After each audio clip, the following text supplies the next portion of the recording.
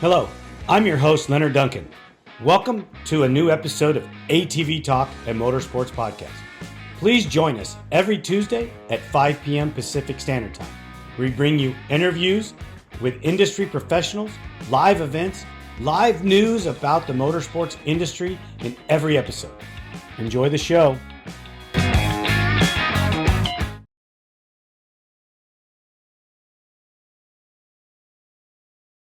Chad Wienen, welcome back to ATV Talk. How are you, man? Good. Yeah, thanks for having me back, Leonard. It's been going good here in Florida.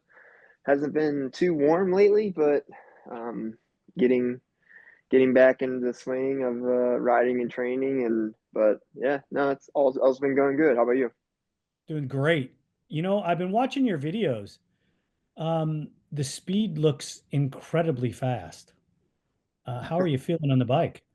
Good, good. It's coming back to me pretty well. I mean, probably logged about 45 hours in the machine already since from the first time I've rode, and like good amount of time. It's just everything's been coming back really well. I feel very comfortable. I got very good command on the machine. Like riding all day today, like I didn't have any moments where like the machine stepped out or anything like that. So like those days are good when you got that full command and you got that full trust in your machine too. Did you do a lot of development work while you were doing your recovery? Oh yeah, for sure. I mean, watching other riders. I watched some old film about my machines and went back to like some older settings that I wanted to try because I knew I was gonna have like a long like a I was gonna have like a full off season of like trainings, starting in September. So I knew that I was gonna have a lot of time that I would have time to go through some old settings and try some new things. And we developed things while I was down as well. So just everything's been going really well in that aspect. And you have that time to do that stuff when you aren't racing and you're able to be like, hey, I want to try this. Let's develop this and let's see how that goes. And yeah, so that's been a I take the positives out of like anything that can happen, and that was one of the things that I really took out of it. I was able to watch a lot and also try different things going into the off season. That's awesome. I really enjoyed that video of you and the kids. Oh yeah, Yeah, yeah. it was Thanks. cool. Yeah, yeah. We've been able to get a lot of family time in, due to me being sidelined, this past year. But it's been really nice because I got a taste of what retired life will be like. Not being at the races all the time, and I obviously like I enjoyed that, but I definitely feel like I still got some more in the tank to perform at the races and finish out my career the way that I want to. Go out on your terms, right? Yeah, yes, sir. Yeah. Exactly, exactly. So, can I ask, let's get a little in depth here. You had to get off first race, first round Daytona last year. Um, what kind of psychological preparation do you do going into getting yourself back on the bike after coming back from an injury? Oh, like I don't know, just I mean, you kind of a lot of thoughts go through your head, like what do you want to do? Do you want to keep doing this? Because I've had probably the last 24 months of like a little bit harder years of my racing, and I was like, man, am I losing my sharpness? Am I not as clear and focused on what I'm doing out there? But getting back on the machine, it wasn't very hard. I knew that I wanted to. The biggest thing was is like I don't want to put my family through those hardships like that, like it was. And I mean it's a close call on my that accident that I had just under a year ago. I mean, we're about 11 months away from that. So, and it feels like an eternity away from when that happened. But I know that I got to come home in one piece. First and foremost every time. But um, I really don't think that it was. You know, the biggest thing was like talking with my family and seeing what kind of what they felt like, and if they listen to me, and then kind of make decisions from there to come back to racing. And I think they knew how important it was to me to come back and race on my terms and leave on my terms as well. So So Mrs. Wienen has got to be pretty supportive of what you're doing and backing you 1,000%. oh yeah, for sure. It's I mean, she's been there, been around since 2008. So it's been a large part of my career, and good times and bad. She's been there for me, and I have the kids now that they're starting to get of age that they understand what I do. And I think I've always thought that that would be a cool moment, when my kids can remember and be like, hey, like, yeah, like I saw you racing. And I think that would be something that I'll really love to hang my hat on, and enjoy that we got to share that together. I'll bet that'd be pretty Yeah, awesome too. yeah. We got to talk in Briarcliff, and you were really positive and focused on the racing that was going on there. You hadn't yet got Mm. on the machine at that point, but you seemed really excited about the racing in general. Did that stay with you the whole time? Yeah, I mean, it's definitely more intense when you get there and you're like seeing it in person. I mean, honestly, when those guys were racing, I was like, man, they're going fast. Like they are flying. And I'm not usually on that side of the fence. So it's different when you got the helmet on, and like you have control of the machine, and it doesn't feel that fast when you're in that, like in your sharpness, and you're seeing things in slow motion. It doesn't feel as fast as what it looks, per se. But yeah, I mean, definitely, I was intense, and I was like really close. I mean, I'm still really close with Max, and I was there to really help and support him. And then also like other riders that carry our torch, when I wasn't there. And so I definitely was living, that excitement through them. And I mean, also, like, I mean, that event that they had was like the all-time event that, I mean, I would have loved to be on the track that day, but it was second best to be there and be around that company that was there. And that was, I mean, definitely special. I think probably like the best event that I've been to in a long time. Oh yeah, with all the different riders they Yeah, had from the yeah, past. yep, Yeah, yep, for sure.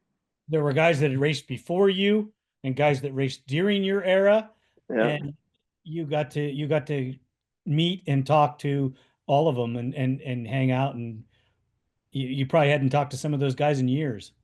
Yeah, I mean, it's actually like really cool because I mean, like Doug went to that race, and he hadn't raced in a while. And then probably about 2 months ago, he reached out to me and was like, hey Chad, like I picked up a YFZR, like seeing if you want to ride sometime. And I was like, heck yeah, like I'd be pumped to.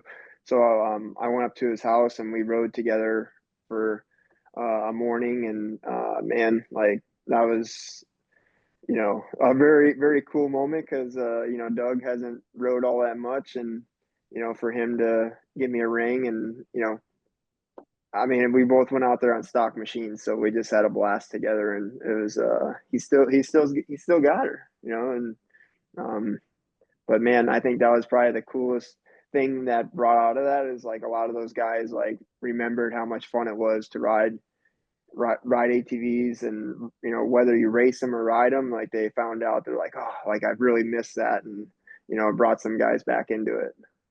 It was it was an amazing experience for myself as well because Mm-hmm. I got to deal with the series before some of these guys came into it, and then Mm-hmm. to get to meet some of them and talk to them because I was already gone and we were racing on the West Coast when some of those guys started riding. Yeah, yeah, that's wild. A lot of That's people don't wild. realize that, you know. No, no, like it's definitely. I mean, I was more in on like obviously like the pro racing, and then also like just the talking with the guys and talking what they've been up to and what their experience was out there on track. And the good old days, like that's what I think about when I see a lot of those riders that like, man, when I was, you know, a little baby face kid at 20 years old and going to try and race pro. And it was like, wow, like these guys are incredible. And how you looked up to them. And, now they're like, they kind of look up to me a little bit and be like, man, like keep going. We love what you're doing. And, that gives me extra push, for this year to try and do some good for my era of racing.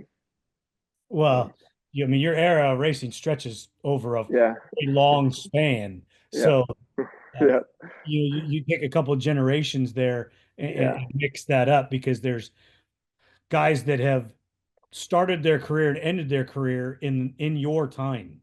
Yep. Yep. So, yeah, I'm proud of that, and I just know that um, you know every time I'm on track, I want to do the best that I can, and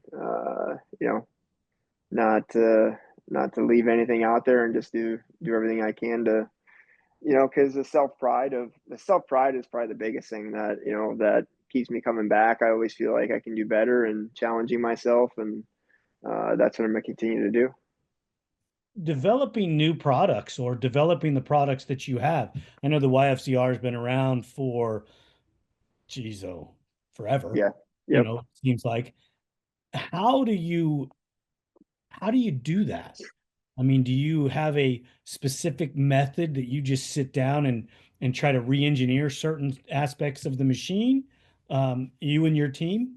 hmm Yeah, I mean, like it's been probably all started from like beginning when I first got on the machine with having like Ryan Cox with me and Mike Walsh and like Ian Harris, Tom Malaska. Between the four of us, like we developed that machine. So like I'm gonna paint this picture for you. So I signed with Yamaha, and so it would have been the winter of 2011, and we didn't get machines until it was right before Christmas, and we show up to Florida on one stock machine, and we start developing. I go straight to what Mike Walsh's shop there, and basically I stay there with Ryan and the two of us, and then we have Tom Malaska doing like the valve train work, and between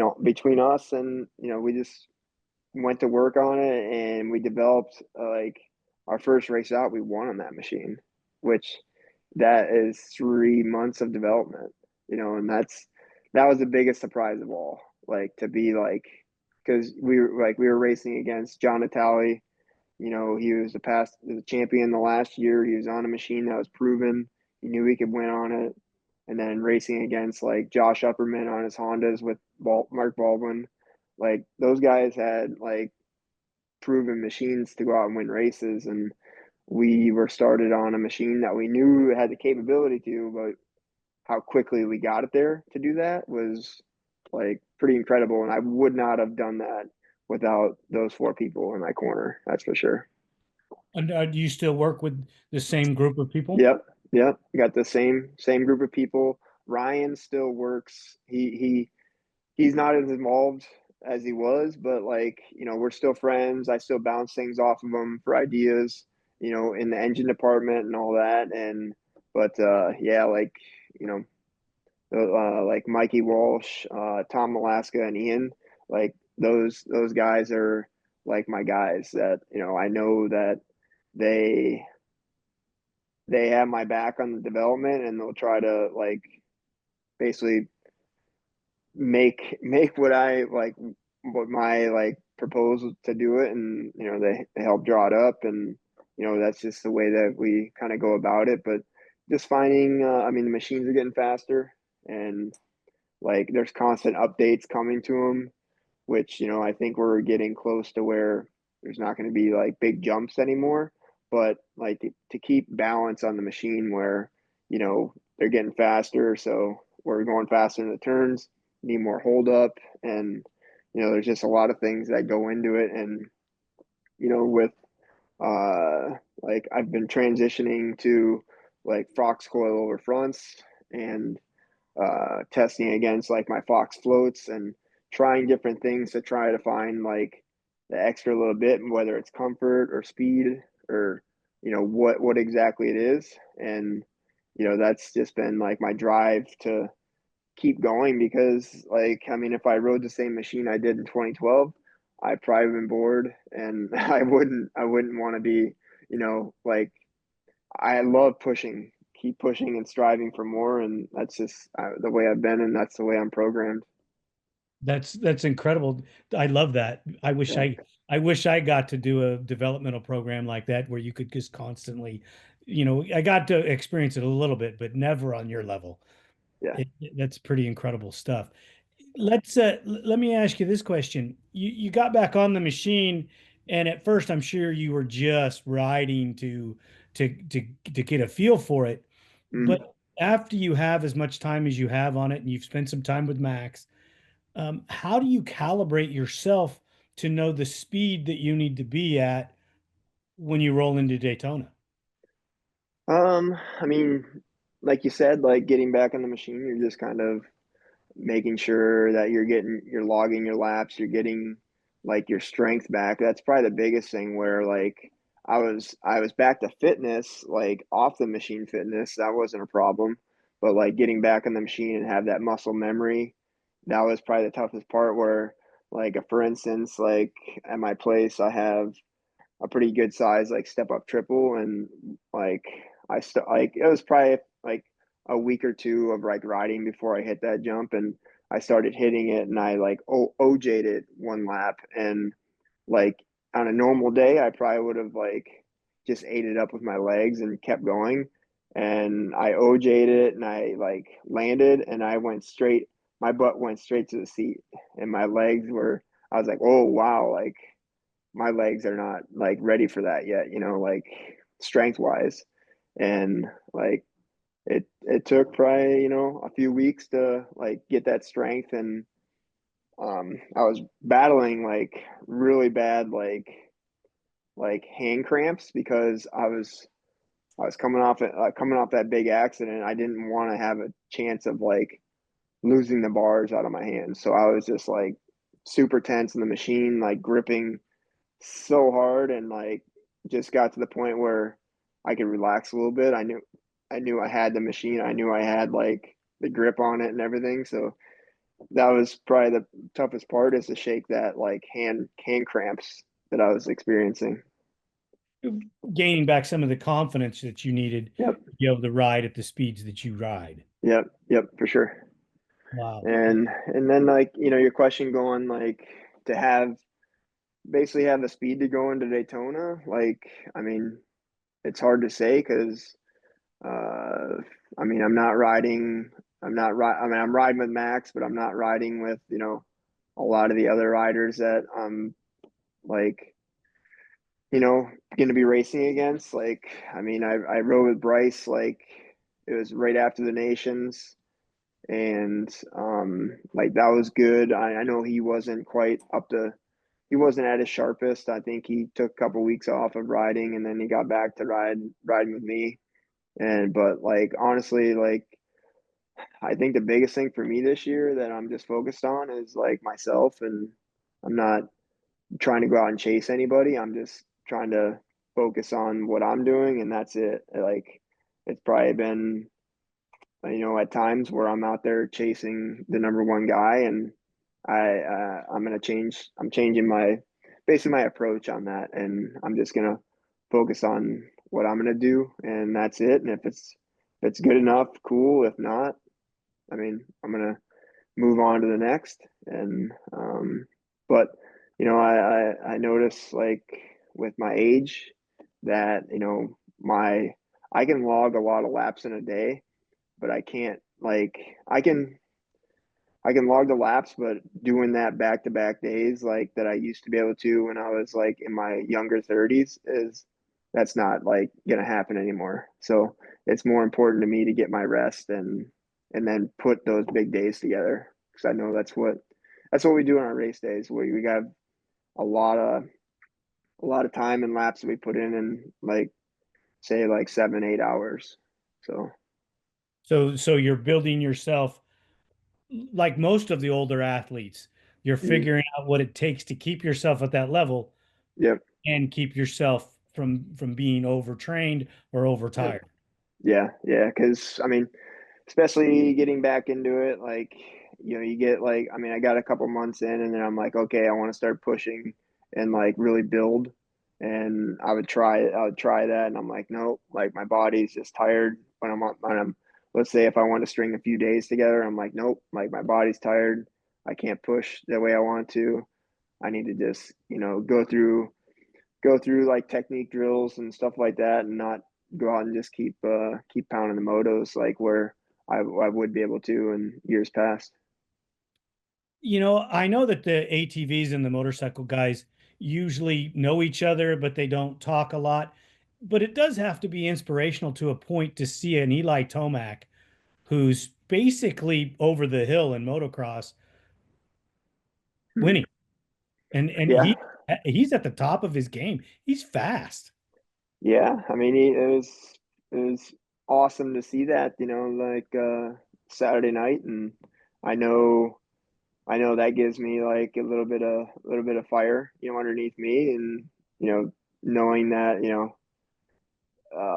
how bad he wants it, and I feel like I can translate that as well. Like, man, what I wouldn't give to be 31, 32 years old right now, but for him to be like, at the latter part, and he like, I mean, in normal like motocross, age category, he definitely is becoming the elder statesman, and but yeah, I mean, I was talking to many people today. They're like, man, like that can be you. So just gear up and get your mental ready, and go out and fight for it.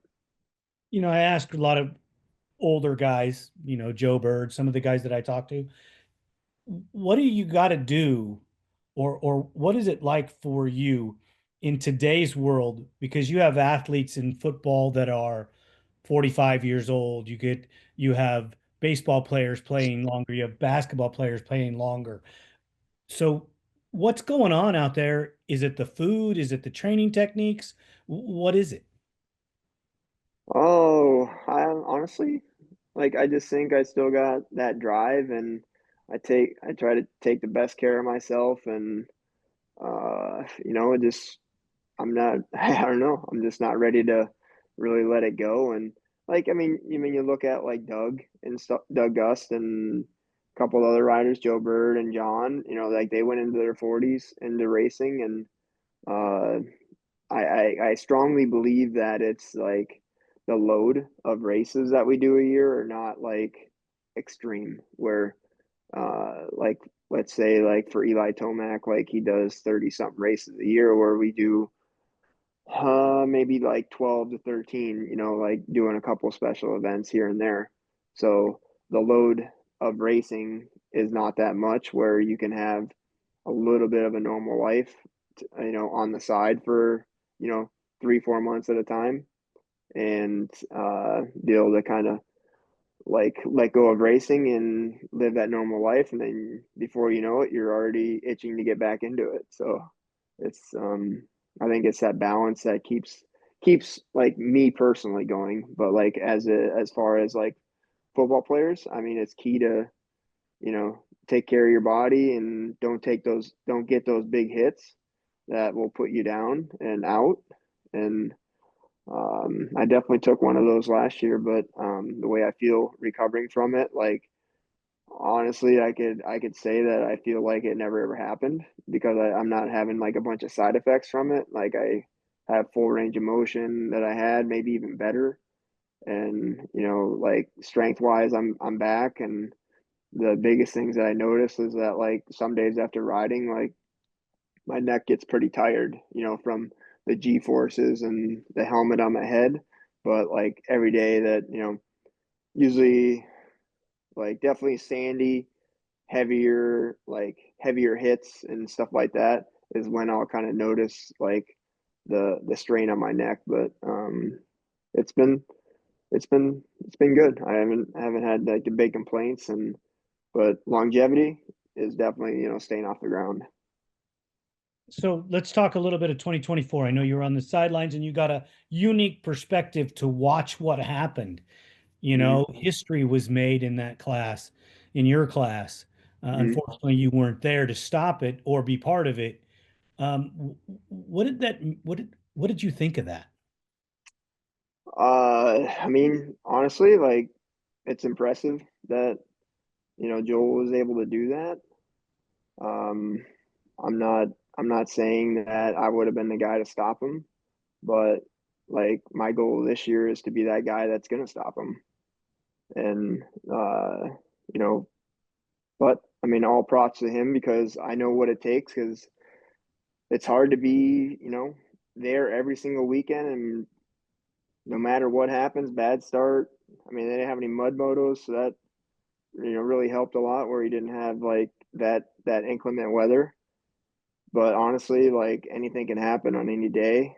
You know, you can be off a little bit, but props definitely big props to him to be able to complete that and the pressure of it. I know the pressure, like I know the pressure of a championship, and then after that, he's got the pressure of trying to go undefeated, which I'm sure that's a whole nother ball game because you start hearing noises on your machine and you start worrying about crashing. It's just a lot of things that could probably run through your head. But yeah, like for me, like Are you looking for the best suspension technology for your sport ATV? Look no further than Elka Suspension, the industry leader in sport ATV suspension technology. With championship wins in prestigious events such as the Dakar Rally, Score, Best in the Desert, ATV MX, Cross Country, and Works, Elka Suspension has established itself as the go-to choice for athletes and enthusiasts alike. But they don't just stop at ATVs. They're constantly expanding into new markets, including UTVs, trucks, SUVs, pit bikes, snowmobiles, and more. Their commitment to innovation and quality means they're always looking to improve and adapt so you can enjoy a smooth ride wherever you go. Want to learn more about what Elka Suspension can do for you? Visit their website at elkasuspension.com or give them a call at 450 655 4855. They will always be happy to answer your questions and help you find the perfect suspension solution for your needs. I don't know. I just got different plans this year. So after seeing that, did it helped it, ignite the fiery just a little higher? Oh yeah, I mean, I knew that I wasn't going to be out there to try and you know try and stop that being happening, but it definitely fires me up because you know it I wasn't there, so I think just that in itself, and I know that the best version of me can go out there and race at the front, and I want to bring that back. That's awesome. Yeah. Let's talk a little bit about the guys that you're going to race against, not just Joel. Mhm. There was a handful of riders that led races that had potential chances to not let that happen. Bryce Ford, Brandon Hogue, Wesley Wolf. These guys led portions of motos, and Mhm. it always seemed like instead of driving forward, maybe they were looking backwards. Yeah, I mean you're kind of the hunted at that point. But yeah, that's just the mental edge that Joel had on the field that he had some speed to burn and he knew that he could ride that pace that long. But I mean, I know those guys gave all that they had. It's hard to get that belief in your head that you can win until you do it, and you do and that's something that it might not come. It might not, come to those guys, or it might come this year. So it's hard to say, but yeah, I mean, the field. You could tell this year that the field was a little more like a little deeper, as in like those top five guys. Like if things went their way, they could have led laps. They could have, had the potential to win a race. But the way that Joel responded every single time. But yeah, like I'm looking forward to lining back on the gate. It's going to be interesting because like I haven't had I had a gate drop last year, but racing around that many guys again is going to be a little bit different, I think, right away. But I'm going to try and do my best to be be in that position and put myself around like several guys to like do like mock races and try to be in that mindset to be around those guys because last year I was racing some guys that I wasn't used to being around, and I think that kind of caught me off guard a little bit, not knowing what to expect, and it kind of threw me off my game, at Daytona, and definitely riding with like Wesley was like it was a an eye opener for how sporadic he is on the track, and that was something that I just hadn't been around very much. Right, right. Yeah. Is it kind of like, they always talk about boxers that get ring rust, and that's what you need Hmm. to do is go knock off your ring rust so Yep. that you're ready for it. Yeah. Yeah. For sure. It's going to be hitting the ground running because we're going to have 3 races in a month in less than a month's time.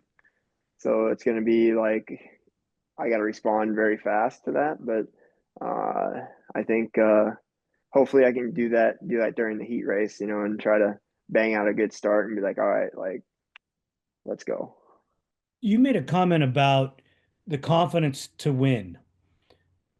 Can you explain that just a little bit deeper, a little bit better? Because I'm pretty positive I know what it means because I've Mm-hmm. been there. But not everybody listening to us understands, you know, what it takes mentally to tell yourself that you can be a champion or win a race. Mm-hmm. Yeah, I mean, I think the biggest thing is just being in the moment and not looking too far ahead and being like, hey, like getting those mental gremlins. That's where I kind of prepare myself during practice. I'm telling myself like good thoughts, one lap at a time and trying to work my way that way. But I mean, as much as this racing is physical, it's very much mental as well. And having that belief in yourself that you put yourself through the right paces to go out and win races and like if you're out there worried about somebody else, you're probably going to get eaten up by those guys. And I think that's one of the things that you just need to try and overcome. It's not something easily done, but you start. I mean, it's like learning to walk. I mean, you take a step here, you take a step there, you fall, and you get back up. You take a few more steps, and you keep building. And that's kind of what it took for me, and on being I wasn't much of a starter to start up front to like back in my beginning. So I was the guy that was kind of coming from the back to the front. So I felt like I had like the momentum on my side that I was catching guys. And then, you get to the point where you're ripping starts, you're controlling the race, and then you start having people catch you but like not giving up on what you're doing and giving that position away because you're thinking too much about it and you make mistakes. But yeah, that's just kind of what the things that go through my head and what it takes for me to believe, and also having people around you to tell you that, and to get them to believe in you, whether they do or not. Just hearing that from somebody else can always like propel you as well. Right. So you also made a comment about your age. Okay. I don't think that you're over the hill by any means possible because if you look back in the ATV history at a point in time in the career, all the champions were either in their late 30s or early 40s. And we're talking across the board. And Mm-hmm. to have riders that age group dominating a sport that by youth was pretty amazing Mm-hmm. stuff. You still have riders like yourself, here on the West Coast, we got Bo Barron. He's a 12-time champ. He's still Mm-hmm. riding. He's 44 years old Mm-hmm. and, Yeah, and he's competitive. He may not be definitely. competitive motocross, but he's competitive in the endurance style racing. Yep. Yep. Um, that has to give you some boost in confidence as well, right? Yeah, I mean, it definitely does. Where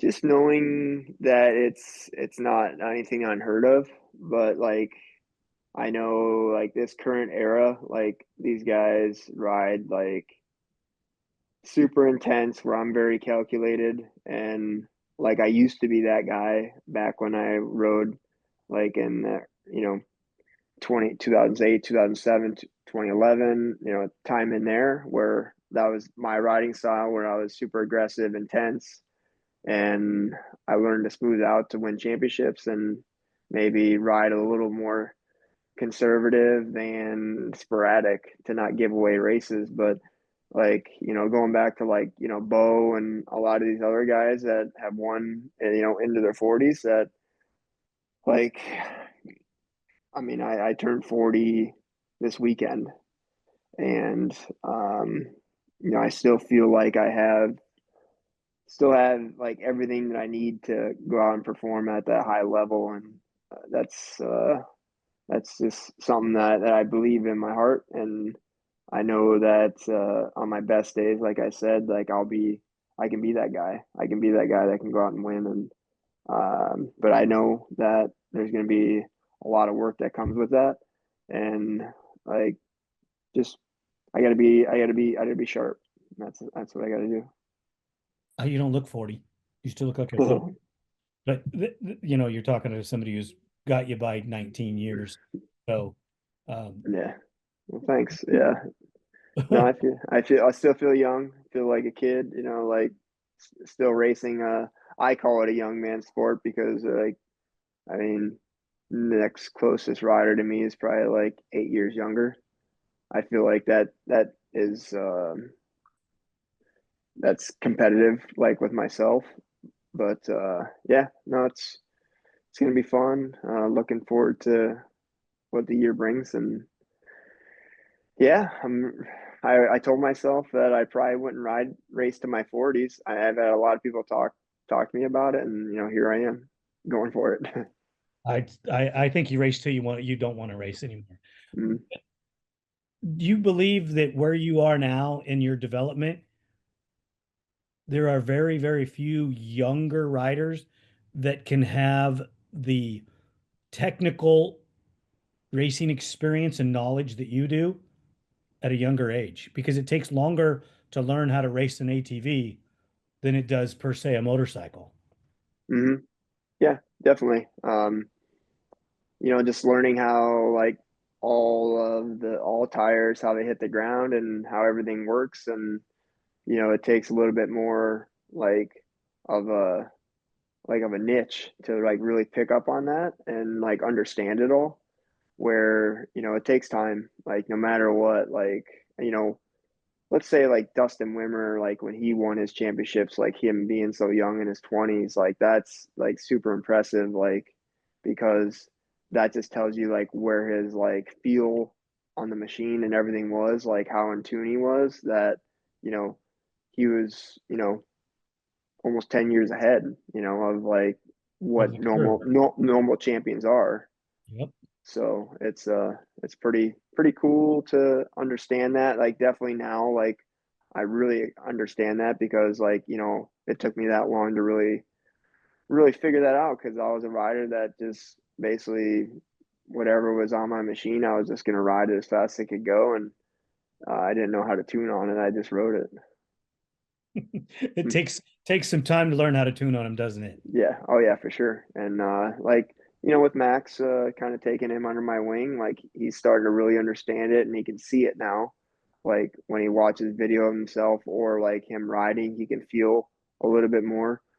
And like I mean he's 21 years old, so you know, he's really starting to understand it. I think that's going to really help him. And you know, I think he said he's going on year 5 already, and that's like kind of wild to think of as well. That this will be his 5th year racing professionally. So, but I see him to take some steps forward this year as well in his racing, and just being there, like racing up front a lot more too. Bringing up Max, you would never know that that young man's 21 years old talking to him, would you? No, no, no, no. He's far beyond his age of where he's at. Like, what would you call that? Like his education and the way he talks to people, and he's definitely good for our sport, and hopefully he can stay around when I step away and he can carry the torch. Well, let me ask you about that. So when Chad Wienen decides that he's not going to be the rider, is he going to turn into the mentor, coach, sponsor? I mean, there's always that potential. Like, I think probably the toughest part, like with our sport right now, is like actually making money. Like, I'd love to do this like every day, but like to run a race team and actually have it be like, I mean, not necessarily the race team, but making it on the other end, on the business side is probably the toughest part. But like, yes, like my definitely true passion would be like to like take full control, not full control of a rider, but like be like, hey, like come with me. I'm going to show you what I do and what I did and see if it works for you. Put my machine underneath you, like do all that when let's see where it goes, and see if this can take you to that elite level. And like, yes, like that would be like, I would be pretty pumped to do that. I know the time that it takes to do that is probably the biggest hurdle because when I'm done with racing, I really want to try and be more of that I want to be like I want to be the father of my kids and be there as much as I can with them because I know what what I do, how much it takes away from being there, but I know a 9 to 5 job will take away as well to be a part, like be close to the family. But there there's definitely a balancing act that I'll have to do when that day comes.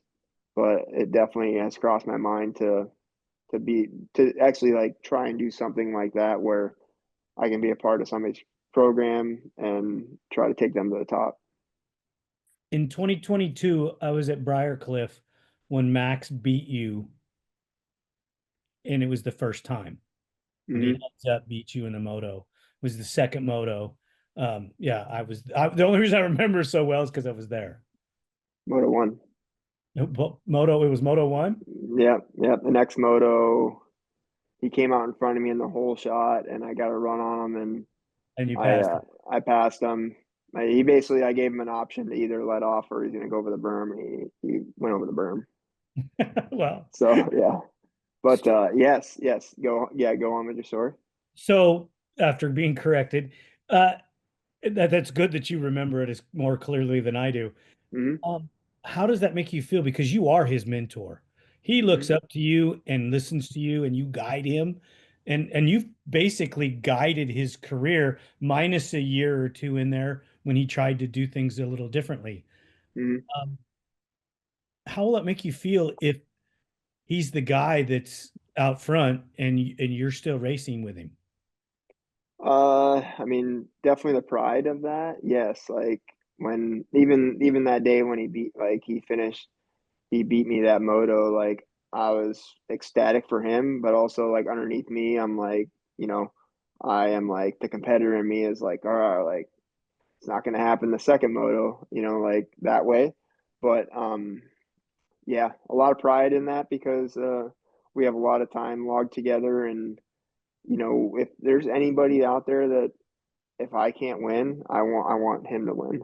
Like that's just the time that we have together and the friendship and everything to go with it. And uh like what like the races that I went to last year, he podiumed every single race I went to. And like that was, that makes my appearance at the races like that much more special because I know what he's going through. He's going to work. He's coming down to my house and riding, once in between races, and like the guy's showing up on the weekend to race, and that's kind of like what that's kind of what riders like did like way back when, and like he did something this year that like if I were like racing against him and I knew like what he was doing last year and he was still performing at that level, like what the kid can do on more seat time, like I feel like the sky's the limit for him on that aspect. But, but yeah, I mean, last year or 2 years ago when that moto, like yeah, I was there with excitement for him because I know like he's been kind of my boxing bag, like riding with me. Like there's not many days where he's faster than me, and there's very very few. Like he could probably only count like one or two fingers, where he comes to a practice day where he's like evening up at me or going like a little bit faster than me. So like for him to have that success and the belief, to be like, hey, like I can run with, one of the top guys in the sport, that's that building process that he's been working on for, you know, so many years of his life to try to get to that level. So it's a milestone. That is it. I can see that you're proud of him and that you're proud to be part of that. You can just see Oh it in yeah, your face when you're talking about it, which for sure. it's great to have something after racing, not only just a business, but you have a legacy with a rider there. And I'm sure there's other riders that you've worked with in the past Hmm. or present also Yep. that are doing well. Yeah. Yeah. And yeah, I don't have like many that I work with that close, but like there are, just a few like that I've actually like really brought into like my my program and brought into like my training days to be there several times a week. And um it's like it's very cool that I can kind of like you know give back in that way, and the way that they look at me when I'm talking to them, like they're all in to listen. And when you have somebody's like attention like that, like they truly believe in you, and that actually propels me even further because they're like, man, like they look at me and listen to me like I'm the best guy out there. Like I'm the guy to listen to. So to have that, it's like it's really shooting me forward as well. Oh, dude, no matter where it ends up, anywhere, you're already in the history books. So, as one of the all-time greats. So, you have to carry that around with you, even though you're still racing. Oh, for sure. Yeah, I'll reflect on it when the boots are hung.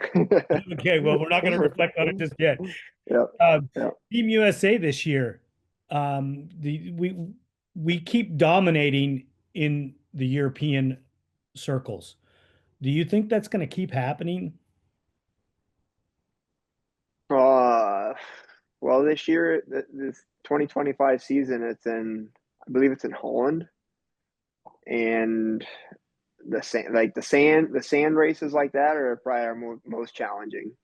So I think this 2025 year will be another test for our team and equipment as well. And like, yeah, like for how, man, like even this year with Joel having his chain breaking, like we take one of those motos from either him or another rider, like we're not going to win. So to have just one malfunction that keeps us from, winning all the motos, uh, it can definitely happen. I think that's the only, I feel like that's the only way that we can lose is if we have problems like that where we give it away, whether we're our riding or a mistake or something like that, that it's going to be a mistake on our end for us to lose it. And I don't think there's necessarily a nation out there that has that total package. Like you have, a rider on one country and a rider on another country that, there's always one or two that really show up at the nations and really like catch people's eyes. And that's probably the coolest part about going to that race is that there's a couple guys that are always there, but there's always one or two that really stand out. And every year, I feel like it's a little bit of surprise sometimes that like who it is, and that gives like an extra burst of like light, for the year for racing in Europe and the UK, and it's just another. It's a good fire for them because they're inching closer and closer, and it's definitely you don't want to be the year or the team or the rider that like slips. So the pressure of doing that is pretty high. You can kind of see it on Brandon's face this year, whether it was his first year, but you could also see the pressure that he was carrying on his shoulders, that he did not want to lose it, for our country. And that's the hardest way to race over there. And you to carry that on your shoulder and still race and race loose, like it's nearly impossible to do. You remember your first year? I do.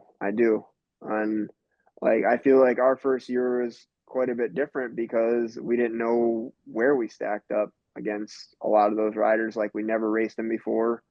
And once we got out for qualifying and we started looking at times, we're like, okay, like we got these guys covered, like let's just not give it away. And so, but yeah, like I think it's more the excitement because like you're going to a different country, a brand new style of racing, you know, 30 riders in the track, you start in the back row. It's like what the heck's going on here? Like we're not used to this like type of racing, and you have to learn quick. And you went over in 2024 just as a spectator, or Yep. did you go as a aide? I was a team member there. I was kind of like the like help the riders out a lot. I help mechanics. I was just kind of there to help whatever was needing to be supported. And I really helped Brandon a lot, where he helped him with like some coaching on the track and being like suspension wise, like these guys were getting a lot of feedback to their hands for how cold it was, and you get a lot of feedback to your basically through your front end, you know. But yeah, we like even Bryce, like I helped him with some adjustments on his machine, and he was like, basically like I probably could have turned the clicker one way and turned it back, and he'd be like, "Oh, it's awesome," like just because like I was there to like help him. Like he just took full advantage of that, and I think that confidence also helped him too. Like being like, uh, I had because I don't know if Bryce is so savvy with like his setup, and just from me watching, I was like, man, like I'm seeing this. You want to try this? And he was like, yeah, do it, like please. So just being there to help the team in any way I could, and I think that like it gained a lot of like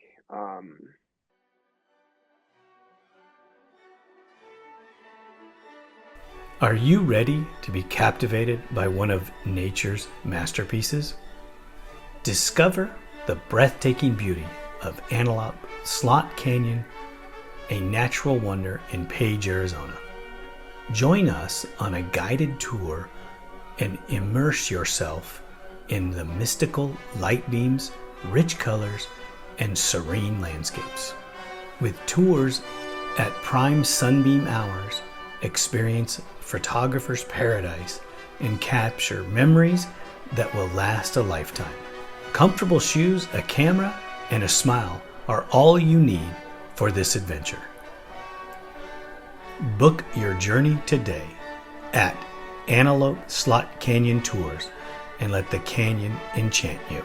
Please visit us now, antelopeslotcanyon.com, for more details.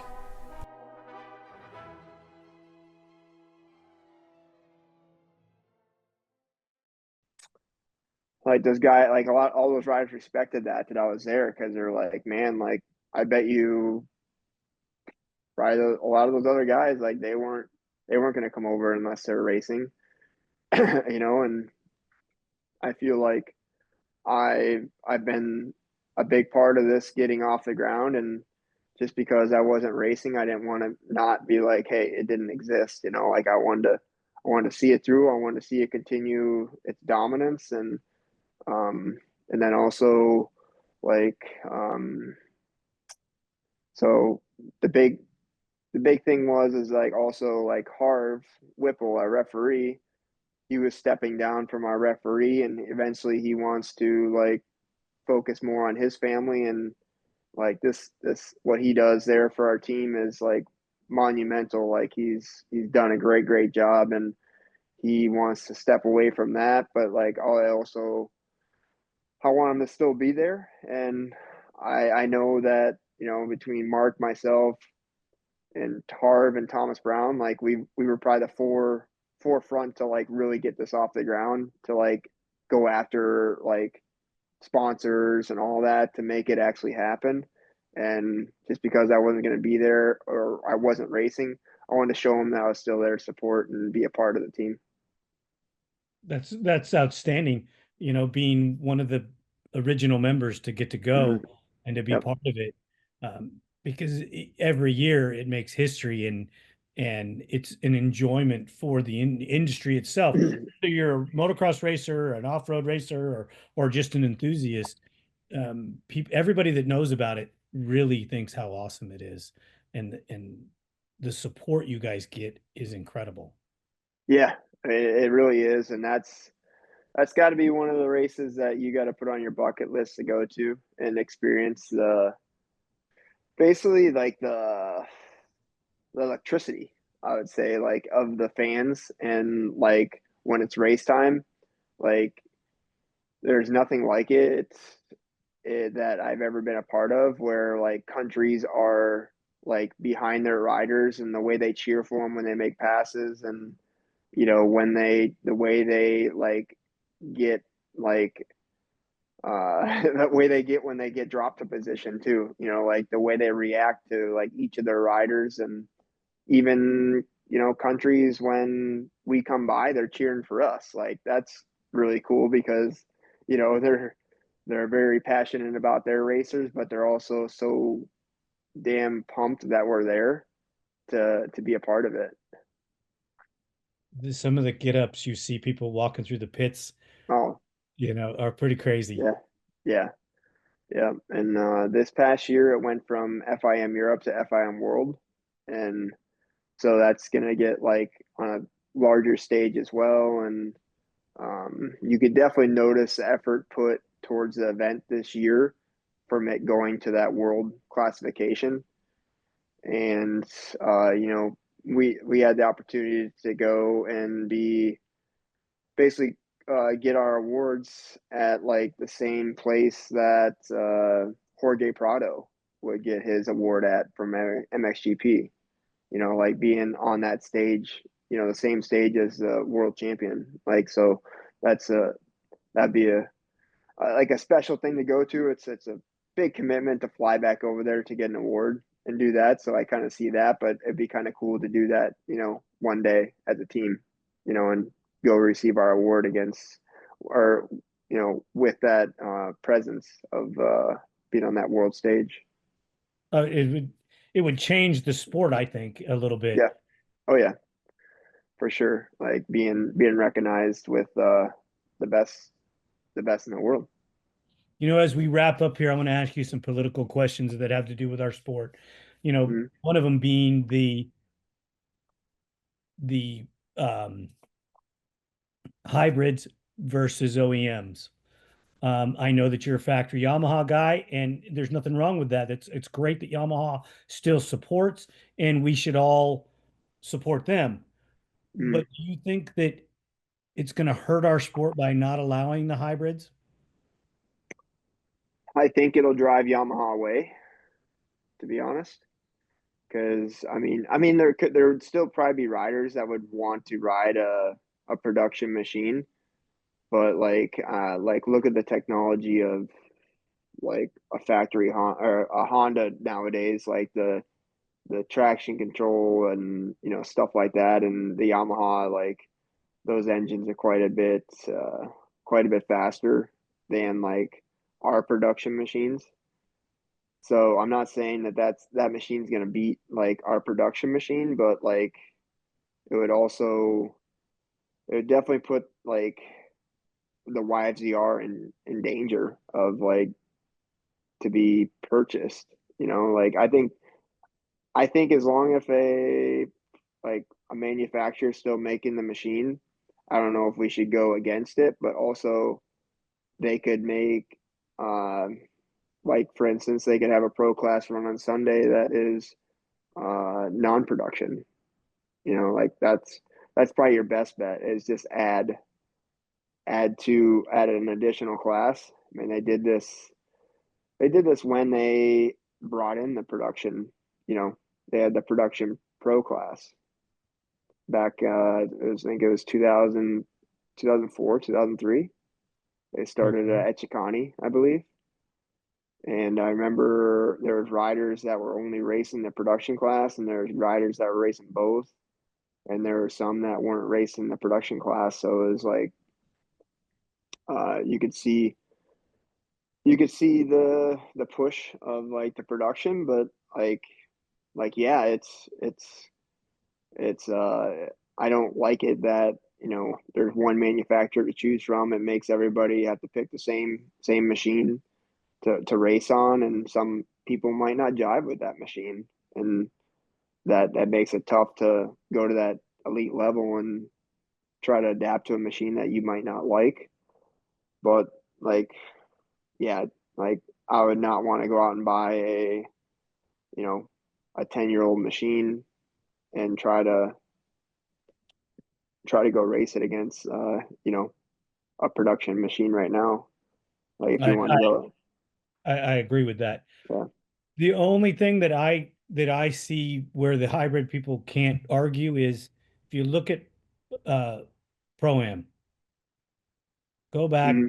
I believe 5 years, they're all production Yamahas Hmm. that have won. If the hybrids Yeah. were so great, I know we're not talking pro. I know there's a little bit of variance there, but the Hmm. guys that are winning that class are on production machines. Yeah. Yeah. I mean, I think there is definitely a place for them. I mean, maybe there is a pro class that there is a place for that. And I call it like a development class as well, where let's say guys are going out and one of these companies, JB, is building a chassis for this Honda or KTM, and then KTM hears that, hey, like these guys are winning on one of our engines, and shoot, like maybe we should try to go after that a little bit. So it's not saying that it couldn't bring something good, and like I think my feeling with it is that it's harder to get if you lose one and there's none, it's harder to get one back into the sport. But as long as there's one still producing, there's a glimmer of hope that one of these other manufacturers could release a machine someday. You know, because there's a reason why Yamaha is still producing a machine because obviously they're still financially making money. So I think that's probably the biggest thing that like drives me to keep the production, rule intact. I agree with that. I think if we lose Yamaha, then there's no chance that another manufacturer is going to Yeah. come. Yeah. You might see a China manufacturer try, but Yeah. and you still may see that anyways. There's Yep. rumblings that there's going to be a China 450 at some point. Mm, yeah.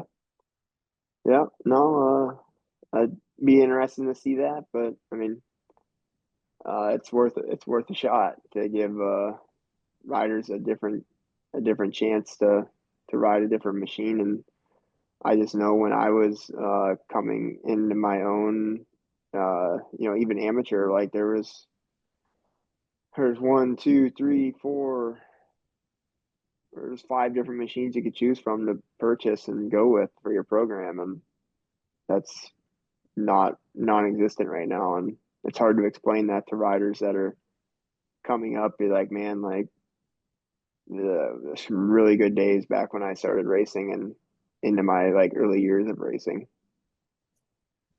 Yeah. They were outstanding for the manufacturers, that's for sure. And there were a few guys that got to benefit from that. You know, it's a bummer that it's not there anymore. I have so many more questions and so much more I'd like to talk to you about, but you did tell me that you were on a time crunch, and I want to thank you so much, Chad. I really appreciate you taking the time. Make sure you please tell the family that I appreciate it as well. And I'm looking forward to hopefully coming to watch you race this year. And you're always welcome here. Anytime you want to talk or you have something to say, we're here for you. Thank you for listening. We hope you enjoyed this episode. If you did, don't forget to share us with your family and friends. The podcast is available on all streaming platforms, and you can find us on social media as ATV-TALK Podcast. We're on Instagram, Facebook, TikTok, YouTube, Rumble, and Twitter.